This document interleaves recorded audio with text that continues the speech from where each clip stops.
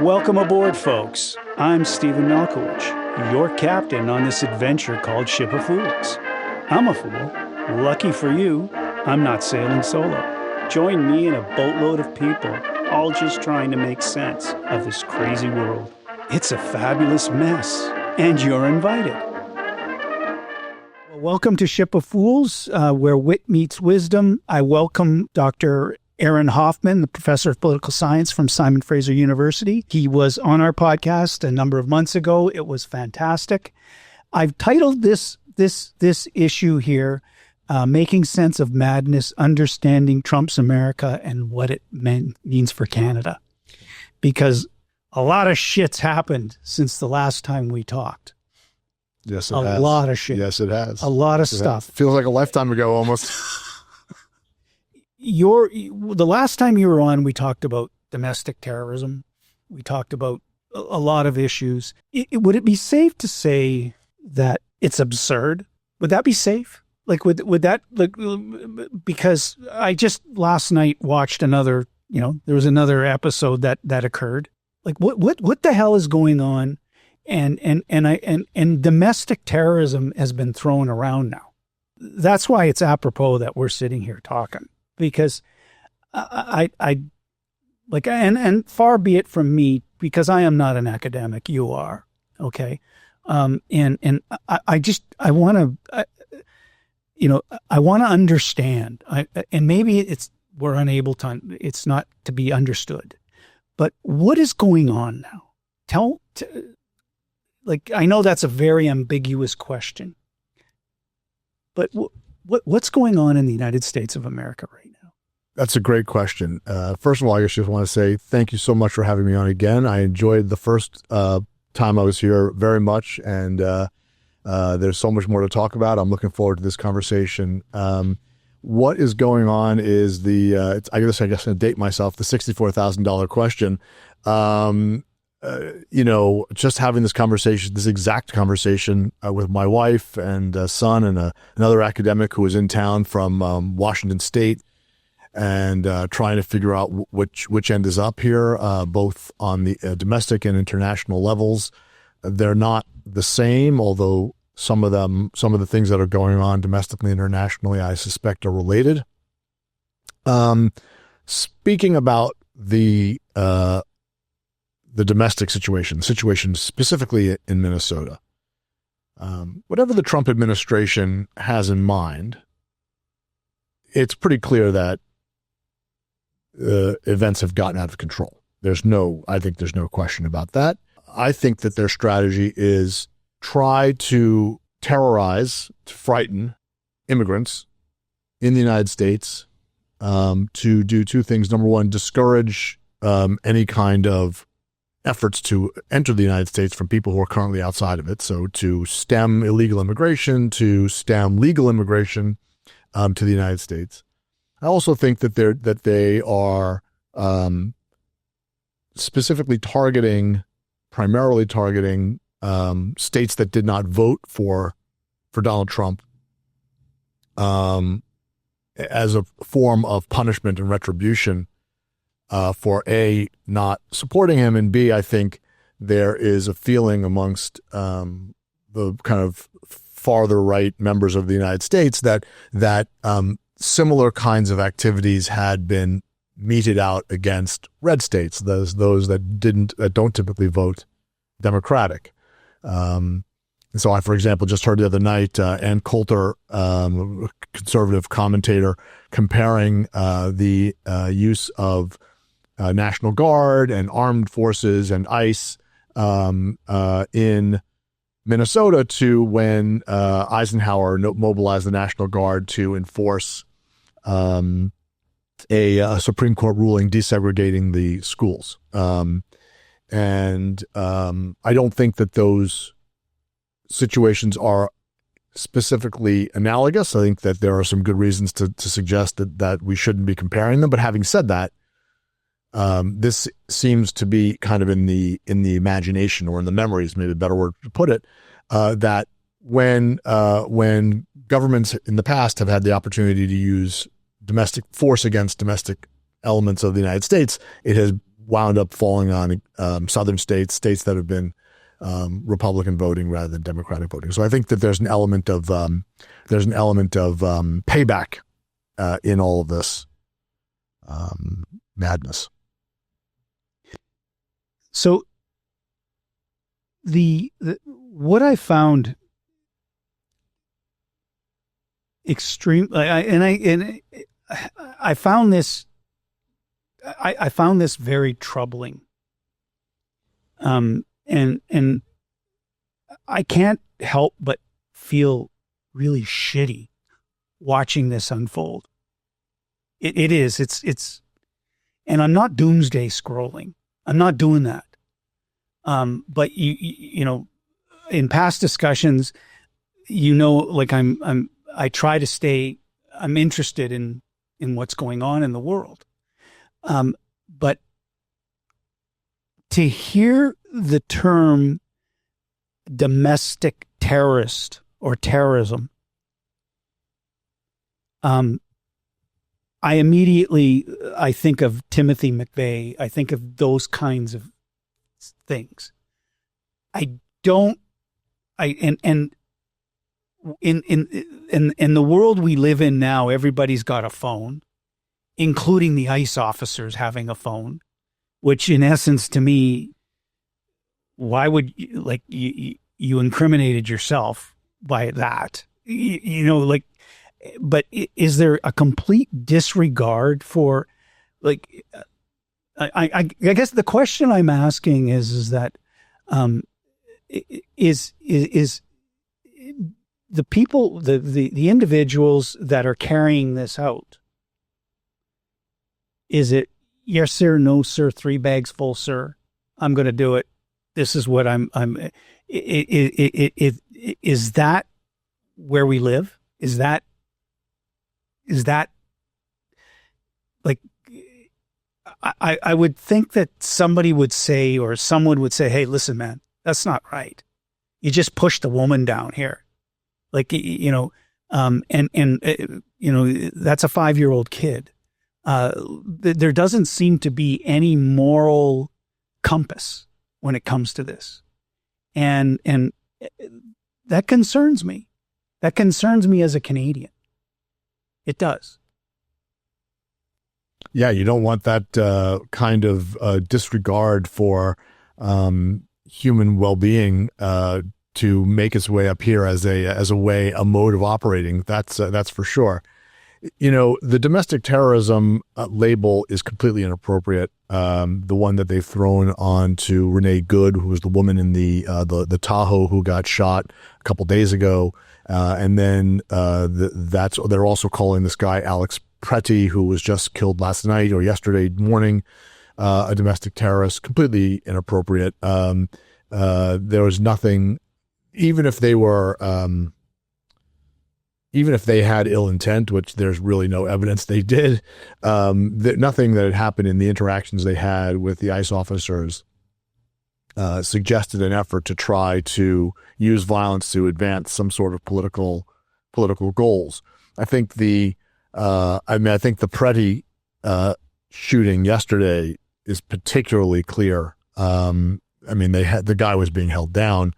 He might have kind of stumbled up for a second at the very last second, but the officer who shot him walked up behind him and basically hit him from point blank range.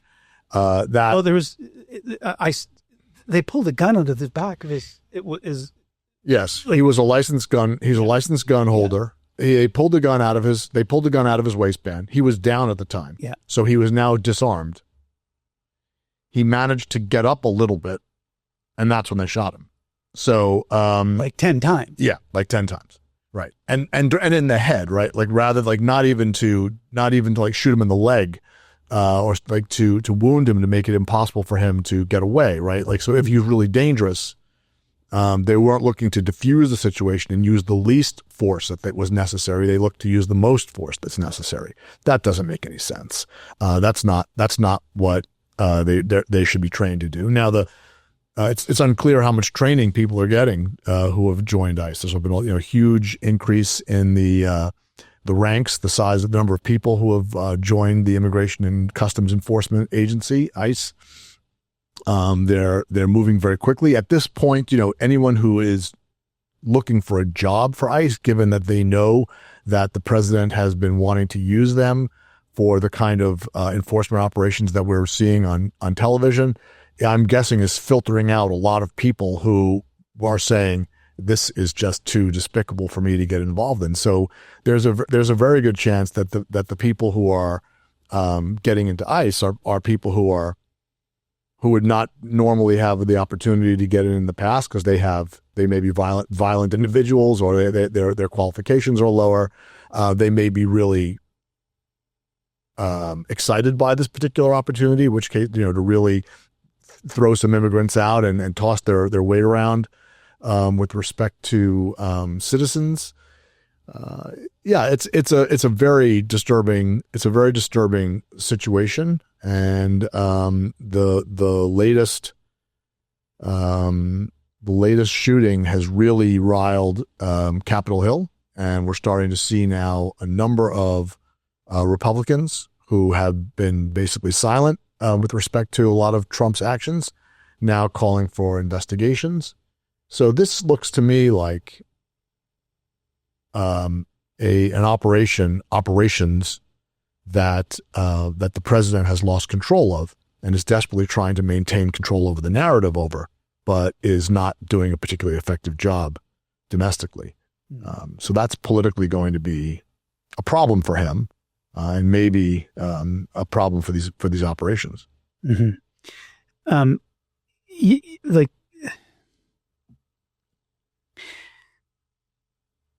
A lot to unpack here, but as being, there's so many things that have happened in the there's so many things that have happened. He goes into Venezuela. He takes Maduro. Okay. Oh, bad guy. Okay. That's all good, well, and fine. Then, now he's going to get rid of the United Nations. For $1 billion, you can join what is it called? The Board of Peace. The Board of Peace. Yeah. Which our Prime Minister has been uninvited. But it's kooky. Have you seen the list of countries that have signed up? Oh yeah, they're all bad. I mean, it's the only democracy that is on the list is Israel, and of course, their leader is wanted in the International Criminal Court for human rights violations, for human rights under the crime of genocide. It's the U.S. used to pride itself on being the leader of the free world. There is none of the free world countries that I normally associate with that phrase anywhere near that Board of Peace. Well, this is the thing. I was away, and my wife, she said, you've got to watch Carney's speech. You have to, and I didn't until Friday night. And I watched it, and I went, that's a speech that Stephen Harper would make, who was the leader of the Conservative Party and was the Prime Minister of Canada. He'd make that kind of speech. He would. And so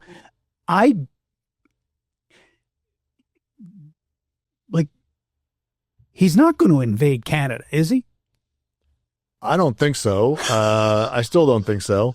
I think we may have talked about this the first time. I can't remember, but I don't think so. I don't know if I told you this, when he first got into power, he first, like January, about a year ago, he's all starts in with the whole 51st state stuff. And out of the blue, I get an email from some member of the public who just, looked up the SFU website, found my webpage and sent me a message saying, okay, please just talk me down from this, right? Is this do I really have to be worried that the U.S. is coming to invade Canada?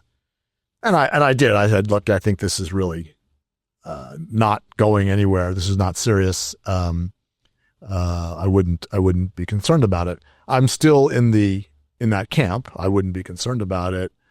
But I also would say that whatever estimate I had before of the chances that that Canada would be invaded by the U.S., they've probably, the odds that that would happen has probably ticked up a bit. What's the line in Vegas? Yeah, I don't know. That's a great question. I haven't checked that. I should have checked that. Yeah, you should check the line. Yeah, I know. I'm a bit of a betting man, so I need to take a look at that one. But yeah, I think that Trump has conscious plans here. So unlike in his first term, where I felt that his administration was really shambolic, it was really decisions were just made like this one was made and that one was made, this one was taken and taken back, and they didn't really seem to have a lot of focus or rhyme or reason, and the president really just seemed to want to aggrandize himself and make himself look good, and once it came to like having to do any hard work to get something done, he lost interest. He had a ton of people who were completely out of their depth as his advisors. And he still has some of that. He still has a lot of people who are incompetent as advisors, but there's a lot more people in the administration who know what they're doing, and they have a lot more focus, and they have a lot more unity around what they're doing. And the president himself has a lot more focus and a lot more energy to try to pursue the goals that he's trying to pursue. So I don't think that this is not I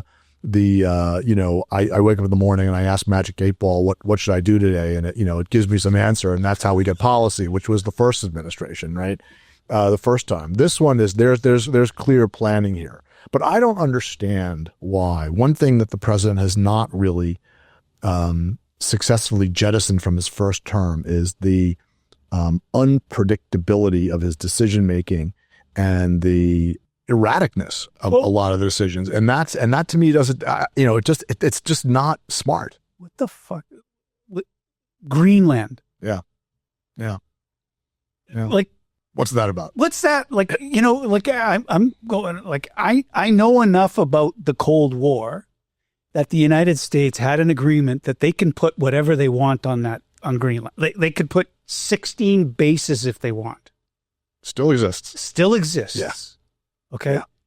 What in the hell is that shit about? Like, why? Now, I have my own conspiracy theories here, Aaron. I do.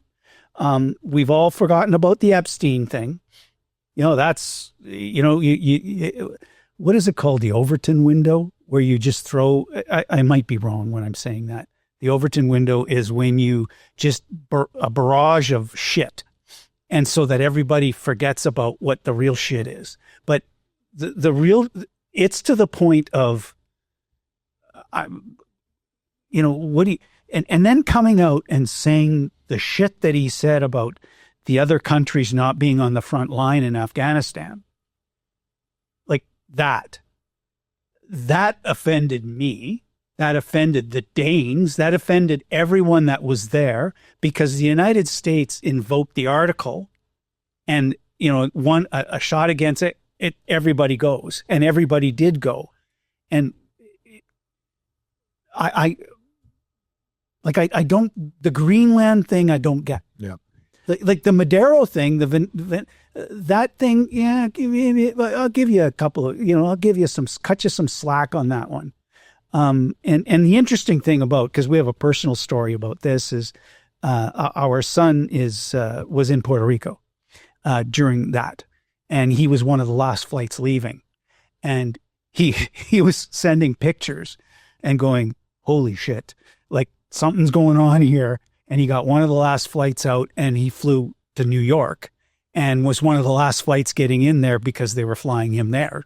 Okay, so but the hardware that was there at the airport in San Juan was impressive. Like they were, something was going down, and okay, you want, that's what you want to do. You're going to do that. And listen, kudos if this may work out. It may work out. But picking a fight with Greenland is absurd, and I can't help but I'll say this, like he's an ass clown. Like, now he may be the most brilliant guy in the entire world. He might be, and I just don't see I'm too stupid to understand what the like what it is. Now, if you want to scare the shit out of people, like for instance, immigrants, okay, you want to scare the shit out of immigrants and make them come forward, get them you're scaring the shit out of people that aren't immigrants. Right. That's what you're doing. These people aren't immigrants. You're scaring the shit out of them. And now, having said that, I don't know, because America, in my mind, America is 5 different countries. Okay. And as I said, I was recently down in Florida. They talking to people down there.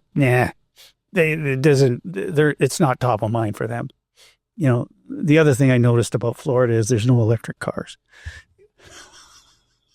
It's just anecdotal, but and maybe it's too tough to explain.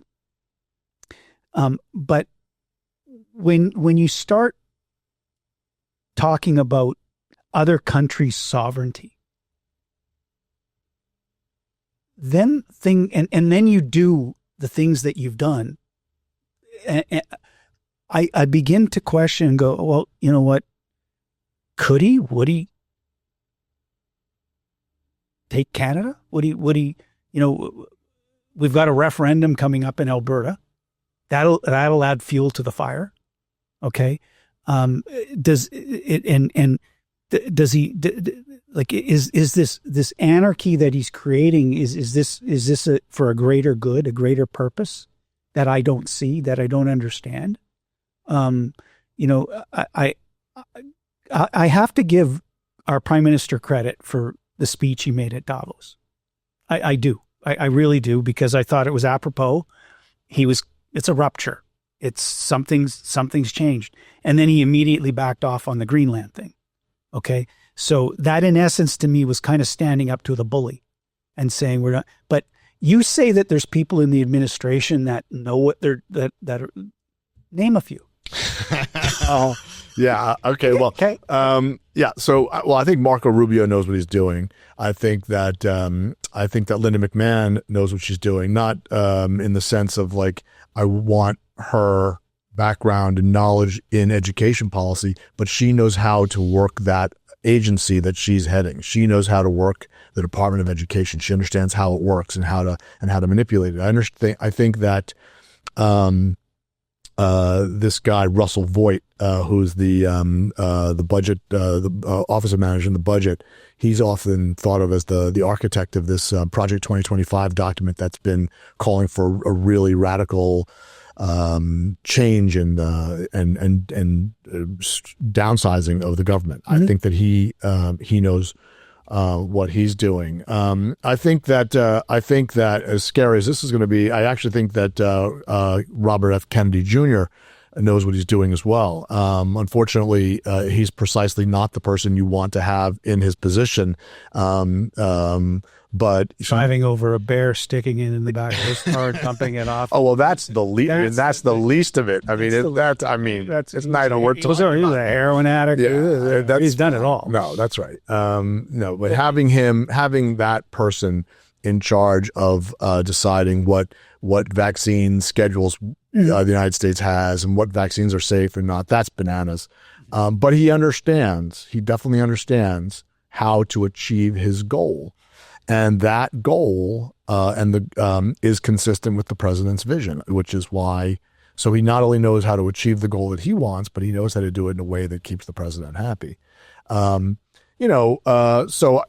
Patel at the FBI, he doesn't know what he's doing. I don't think he has any idea. And all the information that's coming out suggests that he's just joyriding there, which is a scary thing to think about with the head of the FBI. So there are plenty of people who are incompetent, and there are tons of people who don't belong in the positions that they're in. Mm-hmm. But in the first administration, he had people who were just all incompetent. They really didn't know what they were doing. William Barr was his second attorney general. He really did know what he was doing, and he did a lot of work for Trump in the latter part of the first term. I would say Linda McMahon, again, she was at small business. She was the Department of Small Business Interest. That's not exactly the right name, but she also, I think, is definitely a very skillful person and knows how to operate effectively. And then then he had people like oh God, what was the Ben Carson, who was the head of health and housing. Yeah, he had no idea. So. Yeah, so there are definitely people in the administration that know what's going on. Hegseth is over his head, absolutely over his head. So it gets scary when you say like that the guy who's running the Department of Defense doesn't know what he's doing, doesn't know how to. Isn't it called the Department of War? Well, not officially. It is. I mean, that's Trump. Trump named it Department of War, but in order to have that name officially attached to that department, it would require an act of Congress, which Trump doesn't want. No, he doesn't believe in Congress. Exactly. He would not get it through Congress either, but he doesn't believe in Congress. That is exactly right. And I guess I would just say, rather than just kind of go through this point about like who knows what they're doing and who doesn't know what they're doing.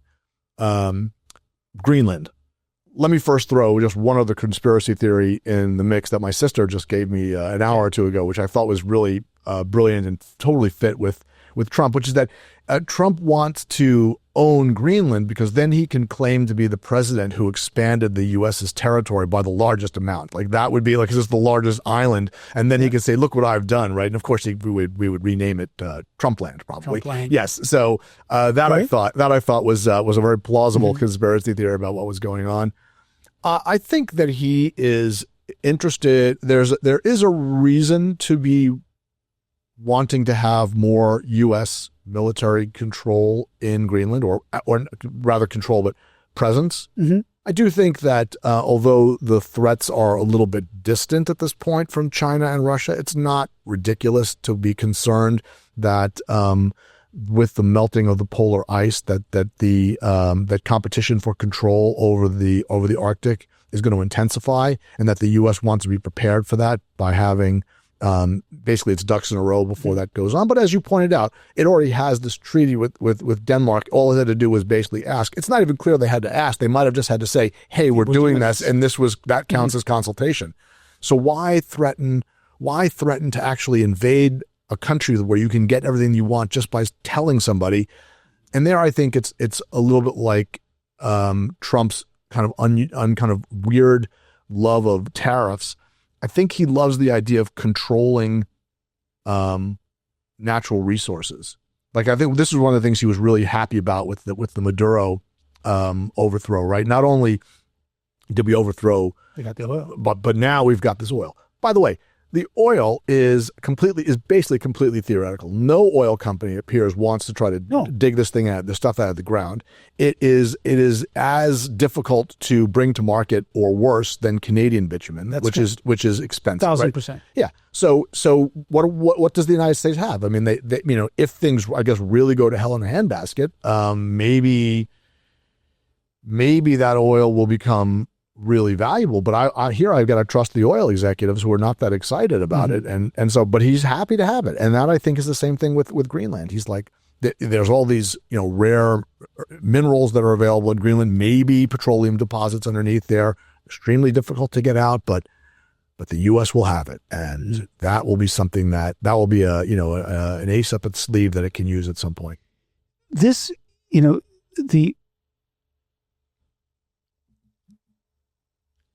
where you have a government and like there is a right way to do something and a wrong way to do something, and the president of the United States seems to choose the wrong way. Okay, like there's the old adage, you get more with sugar than you do vinegar. But you see so many, I don't want to call them flunkies, but what's the name of the leader? She was the opposite. She ran in the election and she came to the White House with her Nobel Peace Prize. And, what was her name? Delcy Rodriguez. Yeah, that No, actually, Delcy Rodriguez is the current president, so that's not her name. Yes. Whatever. Yeah, right. I'm blanking on her name. Yeah.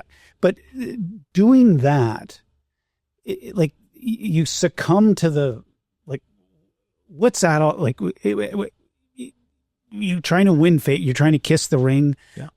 And everyone that's around him, it's like, it's like looking up at the sky and seeing it's blue, and he's saying it's green. Well, no, it's blue. Well, how do you win that argument? You don't.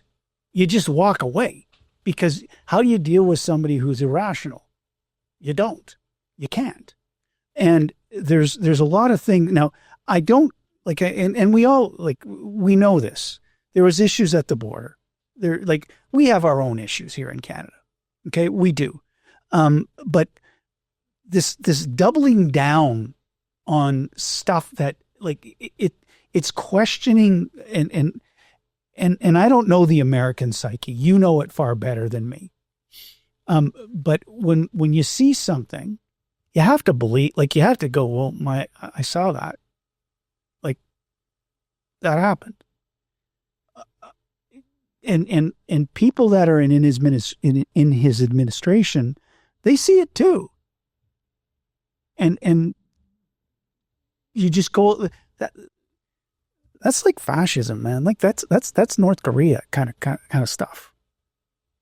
Like, do we have faith in the United States of America, in that like, you can tell that I'm really perplexed about this, and I don't, and saying, first of all, like, Canada would be dead without the United States. Okay, well, yeah, I'm the first to admit, and I've always said this, that the United States of America sneezes, we catch cold. Okay, we're reliant on them. We export, but to close the door on one avenue and say you're not, and then to chastise Canada for going and trying to attempt to do a deal with China. First praising the Prime Minister, exactly, saying this is what he had to do, and then 3 days later saying, "Wait a second." Yeah, yeah, that's the erratic. Unhinged. That's unhinged. It's unhinged. That's erratic, and he was embarrassed by Carney's well done speech at Davos, and so he just lashed out. And I think he's lashing out. Yeah, he's lashing out, and we'll see. Carney's speech was very, very good. I just actually had my students watch it and do an assignment about it in my Introduction to International Relations class, because it raises some interesting ideas I want them to think about. But we'll have to see about whether or not Carney is really able to execute the kind of vision that he's talking about. There are a lot of barriers, not least of which is going to be that the United States is going to, at least under Trump, interfere with Canada's efforts to try to really diversify itself and create space, between it and the United States. That's, I think, what the message of Trump's ire is, and this new tariff threat. And I'm guessing that the renewed negotiations over the Canadian-U.S. Trade agreement, CUSMA, the Mexican the free trade agreement, that was going to be tough, even if Canada, the United States, and Mexico were all getting along, because Trump has been making some very challenging and difficult demands. But this event is going to make it worse, going to make it harder. Do you think this is a tactic? Like, do you think maybe this is a tactic to create a more advantageous negotiating stance for the United States in the trade deal, like by pushing away and then bringing, like, or am I giving him too much credit here? I think it is a tactic. So I think what I think is happening is that Donald Trump is trying to change the game of international politics. So to do this in simple terms, because it's a more complicated argument than I think I can articulate verbally, is that after World War II, the kind of this period of cooperation between Western powers and others, but primarily through, call it, between the United States and Europe, was premised on the idea that the United States was the country that basically paid the freight to basically make cooperation happen. So, when Donald Trump is saying, oh, Canada and Europe, you're all free riding on the United States. Yeah, that's kind of right. And in fact, sure. the U.S. knew that. Yep.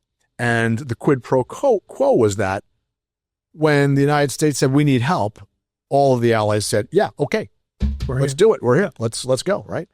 And so you got them involved in lots of things that maybe they wouldn't have done otherwise, right? But basically it was a kind of a team effort. Yes, the U.S. was paying more, but the U.S. got a lot of stuff, a lot of credit and credibility, and look the other way kind of stuff. That stuff that Carney was talking about. We knew that the rules weren't always applied equally, but we still kind of smiled and said, yes, the system is working. That's the kind of stuff that the U.S. was getting. No one was complaining, right? So it made cooperation a lot easier. And Trump is trying to change that game. And he's trying to change that game in a way that I think what's happening is he's trying to force what Carney called the middle powers to accept more of the burden for managing the international system, managing cooperative relations, paying more for their own defense, paying more, being the ones who are paying more to create and maintain open trade relations. Meanwhile, the United States is going to continue to, as long as Trump's vision persists, the United States is going to continue to basically throw its weight around. So it will get to benefit from a lot of the work that the middle powers are doing, creating a world that the U.S. likes. And the U.S. will pay less for that. It will have more dominance within its hemisphere because, again, it's behaving more aggressively, and it's the strongest country in its hemisphere by a good margin. Mm-hmm. But it's going to, I think, wind up running into a bit more friction with the middle powers over things that it wants. Do you think, when you say the middle powers, I just interject here, to step up militarily, like meaning that if there's conflicts that arise, his expectation is that the middle powers are going to go settle those things, or is it always going to be the America? The United States is going to, I think the United States is going to backstop these conflicts. But I think the situation in Europe with Ukraine and Russia is kind of instructive for what Trump's vision is. So there he's basically said, a million things. Obviously, he has weirdly supported the Russian position in this fight, which is very disheartening. But what's really, I think, what the real message of that is that Europe, Germany, France, Great Britain, Italy, you think this is important? You're worried about Russia coming across the continent? Fix it. You take care of it, not us. And that message has been heard. Europe's position militarily has changed pretty quickly, at least their stated position. Their efforts to backstop and support Ukraine's battle has changed a lot. The United States is not offering very much at all. Europe is the big shouldering the burden. What's happened? Well, Trump wants to end that war, right? That's one of the 50 million wars he wants to say he ended. But he's lost leverage with the Ukrainians in those discussions, because now when he says, Ukraine, you're going to do this, this, this, and this, the Ukrainians turn to the Europeans and say, this is not going to work for us, and it's not going to work for you. And the Europeans say, actually, you're right. We're gonna help you out here. And Trump's efforts to bring that conflict to an end has run aground. Not least because Putin doesn't really seem to be interested in ending the conflict, but also because I think the Europeans are saying, no, these terms that you're offering are not good enough. If you really want more influence, you got to start paying more. You got to start being more involved. And I think that that's the model that we're going to be looking at for a lot of issues. Mm-hmm. But I always, this is, because my readings prior, when Trump's second term began, I thought, and wrongfully, misinterpreted the rhetoric to think that there was going to be an ongoing movement to create Fortress North America. I was wrong. Well, it might be, that might be what's happening. It just doesn't involve the Canadians. So it's going to be happening to Canada, not with Canada, the way you're used to it. There we go. That's yeah. Right. I mean, it's basically unthinkable, right? Like yeah, the idea, it is. It's bananas. It's completely bananas. Yeah. And like, I get, like, him invoking the Monroe Doctrine and saying that he wants influence. We're going to be in this. This is where our area of influence is going to be, in this hemispheric area here, the southern, and western. But the thing is that there's ramifications to that. And the ramifications to that are like, they're kind of like war.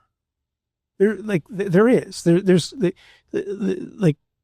in like the way the world works, politically, is like, for instance, if you're Putin sitting there watching all of this play out, why would you stop? Like, why would you stop? Because Europe, and unless European powers step up really dramatically, it's not going to end until he accomplishes what he wants to accomplish. He can pretend all he wants. They're at the peace table right now in Qatar, where I don't know where they are. But to me, that's idle chit chat. I don't think it means anything. He's not going to stop until he gets what he wants, and what he wants is Ukraine. And I have to believe that it's just my opinion, that there's no reason for him to stop. There isn't. After he just has to sit back and watch and see, the situation in Ukraine is dismal. It's not getting any better. They're losing, conscription is, they're losing young men, young women are leaving, refusing to fight. It gets to a point where you say, okay, well, let's just give it to them. Okay. So we'll speak Russian. And then I look at the China situation, and the Chinese have to be sitting there and going, and I don't think the Chinese would be so brazen as to take Taiwan, but who knows? Right. And when you start seeing those kinds of things, then you see conflict, more conflict. And the only thing that he, like, and I'll give him credit. I will give him credit for this. He neutralized Hamas. He did do that.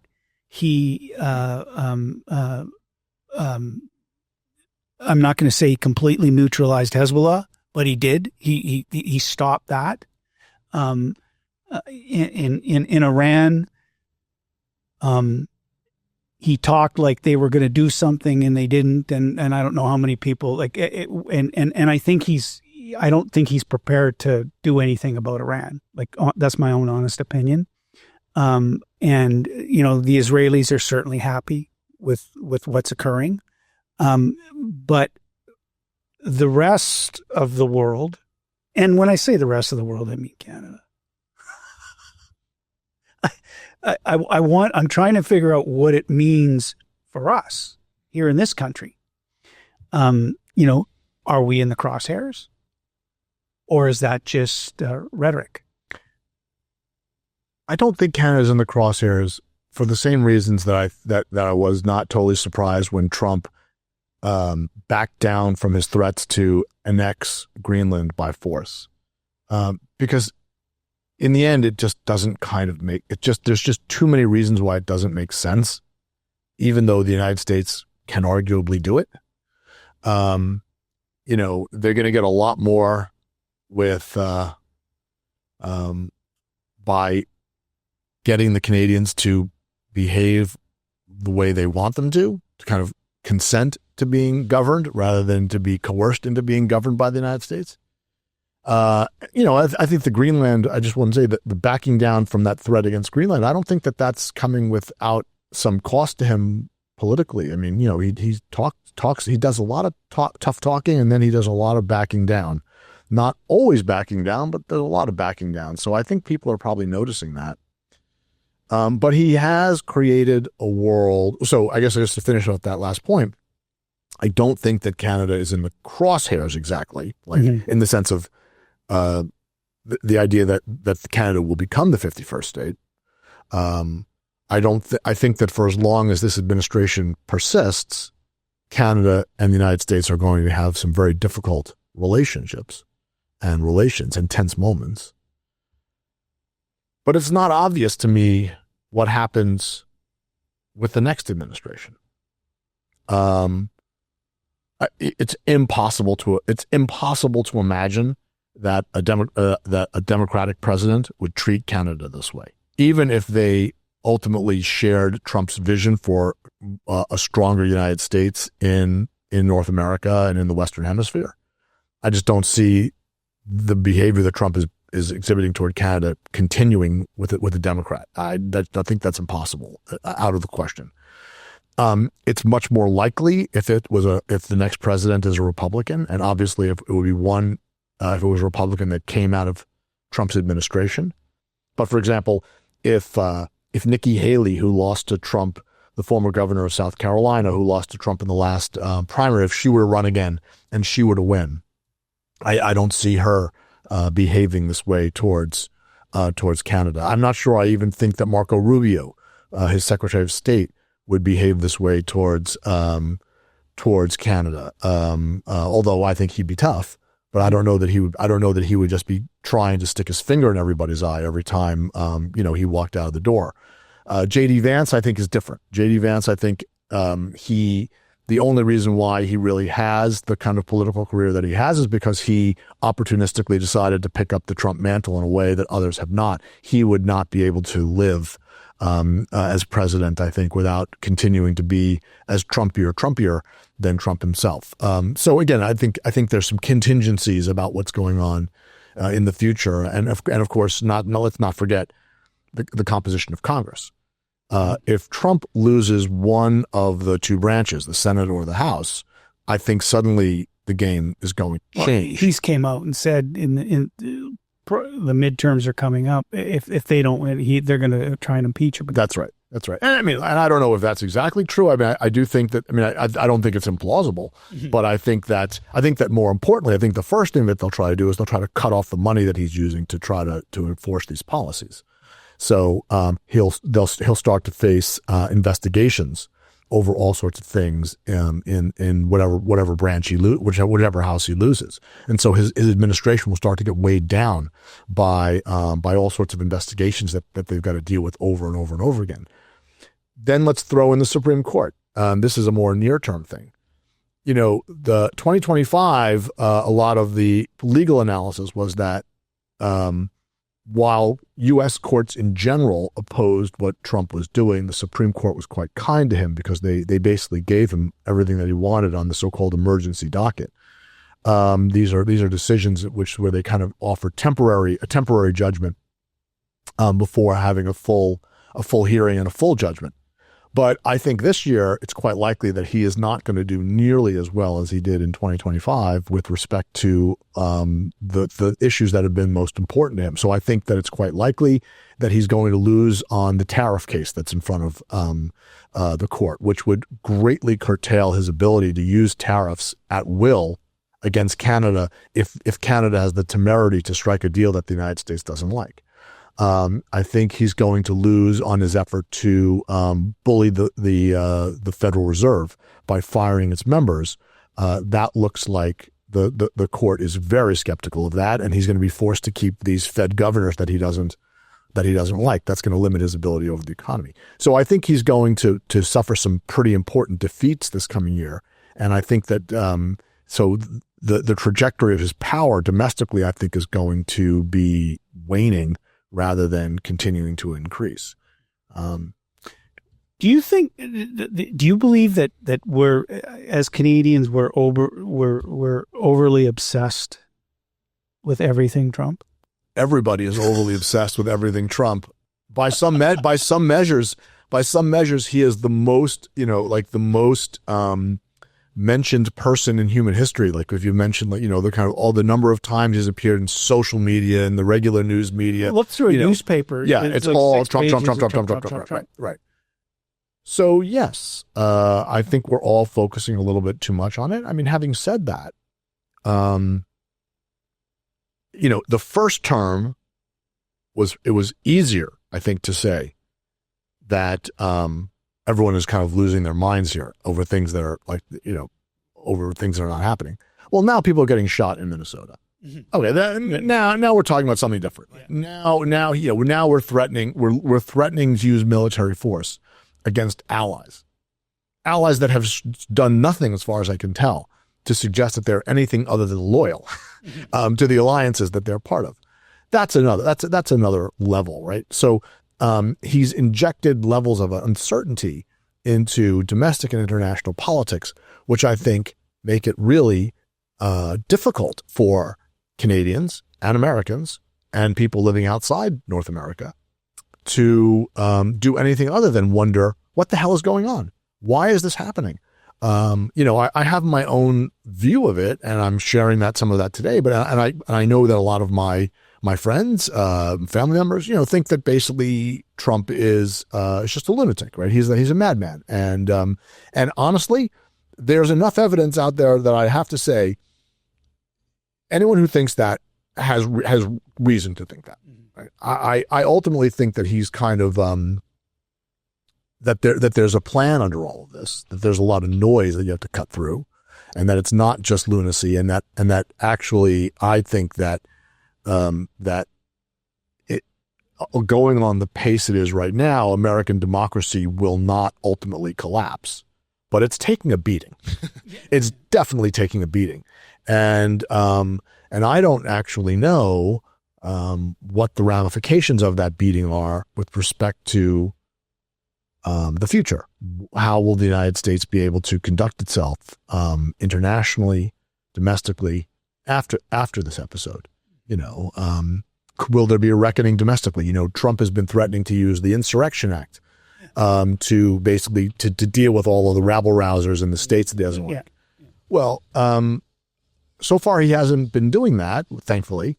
Maybe the next Congress or the next administration, they get rid of the Insurrection Act. Mm-hmm. Well, that would actually be a big deal. After this experience, internationally, is there a way for the United States to pick up the pieces and recobble together some sort of relationship with its allies? It's going to be hard. The best news for the United States is that the allies don't have a lot of options. I mean, it's really hard to imagine align with China. Yeah, right. Or Russia. Right. So they're kind of stuck with the crazy uncle that they've got here, right? But maybe there's some things that the U.S. can do to try to make it more difficult for this kind of erratic behavior and rough behavior to be something that happens in the future. I don't have any ideas along those lines, but I don't think it's impossible. And like the I guess what's discerning for me is that, and it doesn't feel good in the tummy, in that it appears to be a fundamentally reshaping of the relationship between Canada and the United States. Have you been to a supermarket recently? I mean, it's impossible to find U.S. goods. Yeah. Yeah. Booze. I mean, yeah. And like, I don't know what like, I appreciate the fact that, tariffs are a way to, they increase the cost of items, but they're also a tax. And nobody talks about that in the United States. Well, that's the crux of the case in the Supreme Court. Mm-hmm. That basically he is imposing a tax on goods, and the only ones who can impose that tax are Congress. So that's ultimately what that's about. But he doesn't want to talk about that. He wants to say that as president of the United States, with emergency powers and all this kind of stuff, he has the ability to do this thing. But you're right. There's not enough of the conversation about the tariffs as a tax on goods. And he's a guy that, like, the New York Times or the Wall Street Journal comes up with a poll saying that he's tanking, and he sues them. Like,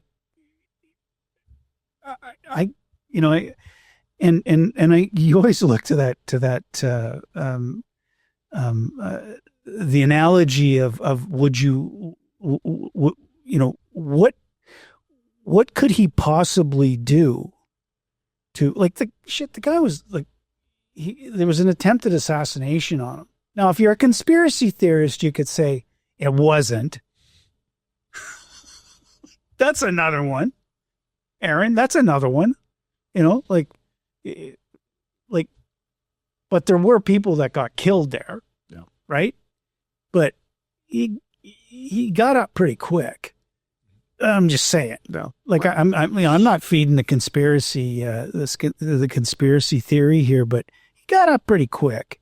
For a guy his age, like, if I took one in the ear, I'd be down. Like, I'd be staying down. But let's just leave that, okay? But what, like, to put the American people or the population over the top to say, hey, you know what? Enough's enough. We've had enough.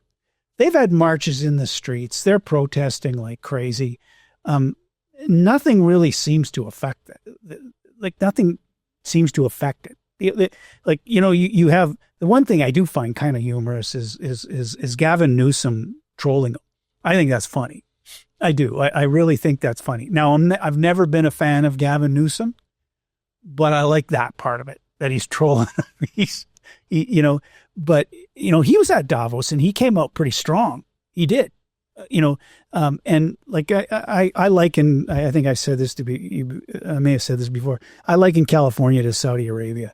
It's crazy. Like, it's just Lululand there. It's crazy. If Saudi Arabia didn't have oil, and California didn't have the weather, the climate and all that kind of thing, but they get away with a lot of things that sane geographical entities would not. But now, to me, looking at the political system in the United States right now, Congress is ineffectual. By choice. Yeah, by choice. By choice. It's him. That's all it is. The Senate, you have some, I don't know, there was like 8 or 9 or 10 Republican senators that come out and say this is wrong. Doesn't seem to make a difference. It's just, he's ruling like a king. Thoughts and ideas of this, Aaron? Like, yes and no. That's, I think, the image that he wants to project. And Republicans in the Congress have been shockingly silent on a lot of the things that Trump has done. And that's because, Trump's voters are still solidly behind him. New York Times poll that I saw the other day. This is just before the shooting of Pretti, this nurse in Minnesota. 60% of Americans thought that the president was going too far, that ICE was going too far in its behavior towards in Minnesota. But 56% of Republicans thought that that ICE was doing about the right job there. Okay. So, so he's still maintaining support amongst his core voters. But he's losing those people.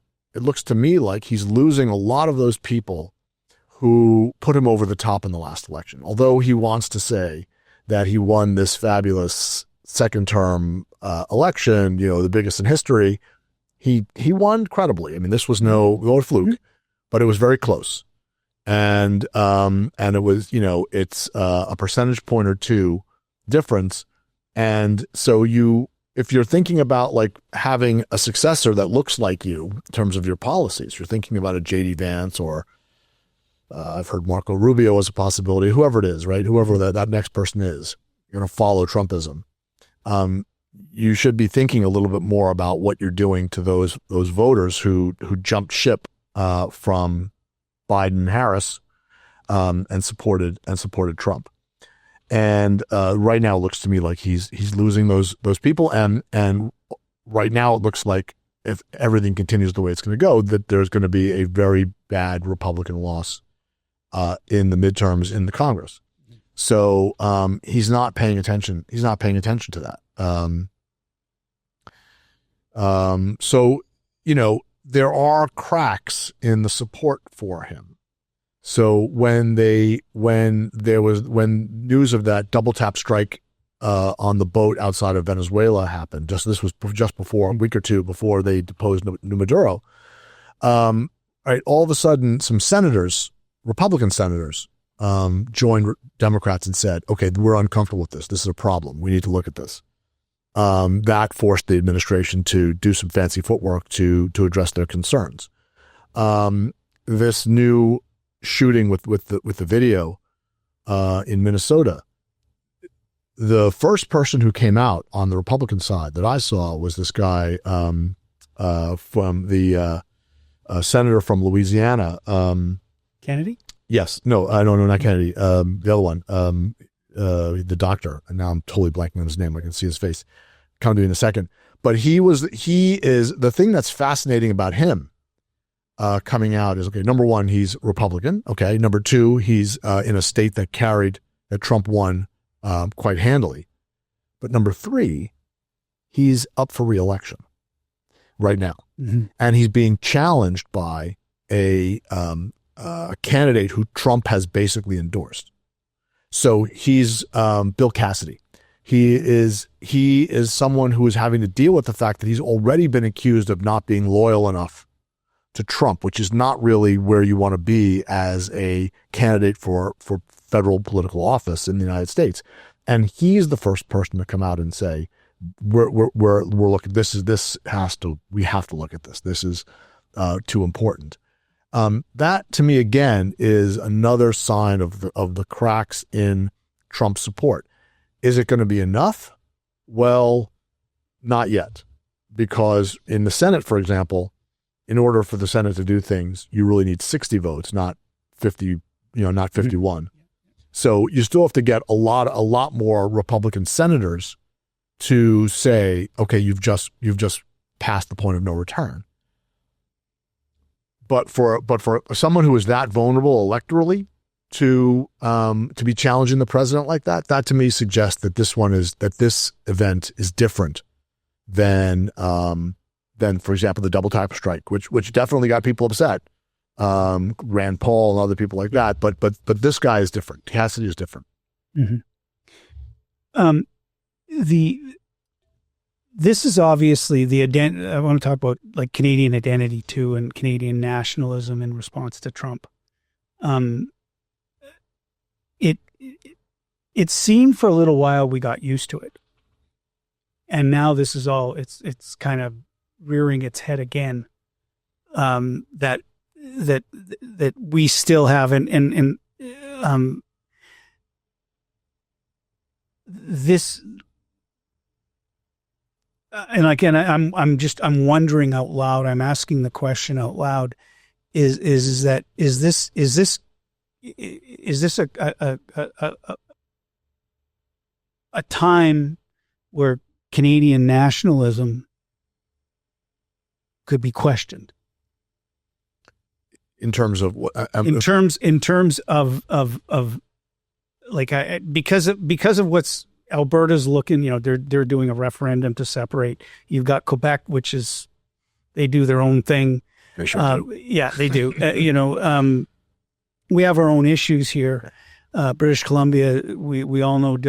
Is there an underflow, an undercurrent of questioning of our national identity, and what it means to be a Canadian, aside from being sucked into that vortex of everything Trump, because there's like we being hit by your best friend is tough to take. Repeatedly. That's not just once where you can say that was a mistake. Exactly. Yeah. Oops. Yeah. No, I didn't mean to do that. Right. It isn't. No. This isn't. He's calling him Governor Carney again. Yeah. And it's whatever comes into it. And so there's factions. There has to be factions, because there are in every country, where you're saying, well, you know what, maybe it's not such a bad idea to join the United States. Yeah. Yeah. Or is that a push? Is that like, am I going way too far here? I think that what we're seeing is that Canadian nationalism is alive and well. And yes, there are separatists in Alberta, but I think that part of what's happening is that they're going to wind up losing badly. I think if you look at, I think looking at the Conservative Party, actually, the federal Conservatives, is kind of indicative of how well Canadian nationalism is doing. Just try to remember back to when Justin Trudeau was prime minister, those last 6 months or so, right? Boy, oh boy, Pierre Poilievre looked like he couldn't be beaten. He had a lead in the polls like I've never seen before, like Saddam Hussein levels of support, 90+%. I was telling everybody, there's no way this guy's not going to be prime minister, right? But of course, didn't see the political earthquake that was going to happen out of Washington to really change things. And now I think it's 50-50, 60-40, whether Poilievre even survives the conservative, what becomes the leader again for the Conservative Party. They don't know he doesn't know what to say or to do. The most prominent conservative in the country is Doug Ford, who except for the fact that he's ticked off about this new auto deal, right? Auto deal that he loves the guy. The two of them sit around drinking beers and going fishing in Ontario. So I don't think that that Canadian nationalism is really. I think the Liberals are astride Canada right now, and because everybody's thrilled by Carney's speech, and you could describe it as one that a conservative leader could have given, because basically what he's done is he's positioned Canada against the United States. He says we're going to weather this and figure out a way to deal with it, and no, we're not going to bend our knees down to Donald Trump, and most Canadians are saying, yeah, that's what we have to do. That's what we want to do. The NDP is, they're non-existent. No, they don't appear to have any strategy for coming back. So no, so I don't think that Canadian nationalism is yeah. So in attempting to wrap this up, I want to find some humor in this discussion, because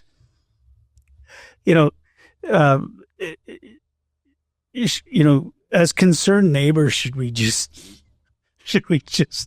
lock the doors and pretend we're not home, or should we? You know what? I don't want to say embrace the lunacy, because I don't want to say, it's just Trump. Right. Because that's what everybody says. That's what people say. It's just Trump. Yeah. Sitting on the toilet tweeting. Yeah. And I appreciate that this is an opinion, but if in closing, provide some practical recommendations as an American. Yeah. You're an American. Yeah. And to maintain some sort of perspective on the world that we live in. You're an academic, you're an educated man, very respected. My first piece of advice I have is for all of you students who are at university, who are looking at the job market, trying to figure out what you should do, just jump into political science and finish as soon as you can. Donald Trump is a jobs program for political scientists. So if you're worried about what you're going to do, make sure you get out with a political science degree before this guy leaves and you're in the clear. I mean, I would never have been invited back on this podcast twice in such close proximity if it weren't for Donald Trump. And so I got to say thank you to him, right? I mean, that is, he's making me interesting in ways that I've never thought of before. I think we should also appreciate there is some genius to him. I was at a restaurant on the North Shore the other day, and right next door was a Persian restaurant, and in the window they had a poster that said MIGA underneath it. Make Iran great again. And I was like, oh man, I had heard people say they thought that Make America Great Again was the greatest political slogan they've ever heard. But now I think I agree. So everybody is trying to use that slogan. So there is some real genius there. Having said that,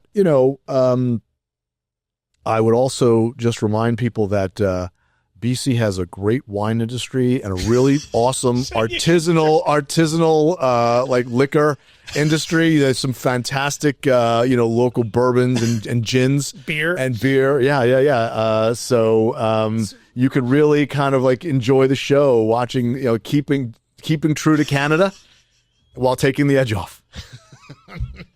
I love that. Yeah. Aaron, Dr. Hoffman, thank you so much for coming. I love talking to you, man. And lastly, though, one thing we didn't touch, and we have to be brief here, is because I brought this up before when you were first on. What are your students saying? What are your poli-sci students like? Where's their heads at? Are they? I think they're saying a lot of things that you're saying, like, what the fuck? I think they're just saying, what the fuck? What the hell is going on? And my colleagues are saying that. I'm saying that. All of this education that I have, maybe I explain this in some sort of like sophisticated sounding way, but really I'm trying to figure out what the fuck. So I don't know. I don't really know. And I think that's partially a credit to Trump that he is able to keep everybody guessing. And to the extent that works for him, it's an asset. Mm-hmm. But I also think that it also works against him. We need some predictability. One of the reasons why we have so many of these cooperative arrangements, treaties, agreements, institutions is to get unpredictability out of our lives. It's a pain in the ass. Yeah. We want some certainty. Yeah. No one likes to live like this, including the United States. Yeah. So he's undoing that. And, creating this crazy, unpredictable world is making my students say, what the fuck? And everybody. Yeah. Okay. Well, on that note, thank you, Aaron, so much for coming. Thanks for joining us on Ship of Fools, where wit meets wisdom. I encourage everyone to subscribe. I will have you on again because Trump's not going anywhere, and maybe sooner than you imagine. Maybe not, but stay safe, everyone. Aaron, thank you for coming to our new studio here. We've started off a new year. Always enjoyed talking with you. It's been great. Been great. Thanks so much. Thank you. Thank you. Be well. Thank you, you too. You may be asking yourself, What's any of this got to do with me? Absolutely nothing. Until next time.